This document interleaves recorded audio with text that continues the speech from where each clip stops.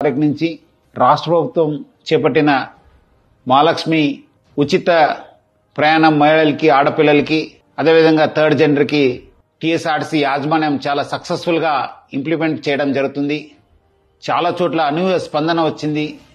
Record స్థాయిలో ప్రయాణికులు మా బస్సులో ప్రయాణం చేయడం జరుగుతుంది.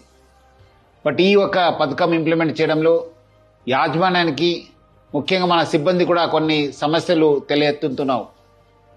ముఖ్యంగా చాలామంది మహిళలు తక్కువ దూరంకి వెళ్ళే వాళ్ళు కూడా మన ఎక్స్ప్రెస్ బస్సులో ఎక్కి దూర ప్రాంతం వెళ్ళే ప్రయాణికులకి ఇబ్బంది కలిగించే విధంగా ప్రయాణం చేస్తున్నారు.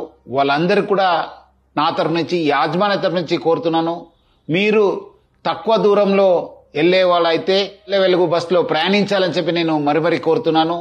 అదేవిధంగా కొంతమంది మహిళలు స్టేజ్ కాకుండా మధ్యలో, రోడ్ మధ్యలో ఆపడము, లేదంటే ఎక్కడ కావాలో అక్కడ ఆపండి అని చెప్పి అడుగుతున్నారు. దీనివల్ల కూడా చాలా దూర ప్రాంతంలో వెళ్ళే వాళ్ళు కూడా చాలా ఇబ్బంది కలుగుతుంది. స్టేజ్ దగ్గర మాత్రమే మా బస్సు ఆగడం జరుగుతుంది. సో ముఖ్యంగా దీనివల్ల కూడా దూర ప్రాంతం వెళ్ళే వాళ్ళు, వేరే ప్రయాణికులు కూడా మేలు జరుగుతుంది. మన కండక్టర్స్ కి, డ్రైవర్స్ కూడా బాగా జరుగుతుంది. లేదంటే కొన్ని చోట్ల మనకు చాలా ఇబ్బంది కలుగుతుంది. మన కండక్టర్స్ కూడా చాలా ఇబ్బంది పడుతున్నారు. ప్రజలు బాగా సహకరించారు. వాళ్ళందరూ కూడా నా తరఫు నుంచి, యాజమాన్య తరఫు కూడా ధన్యవాదాలు తెలుపుతున్నాను.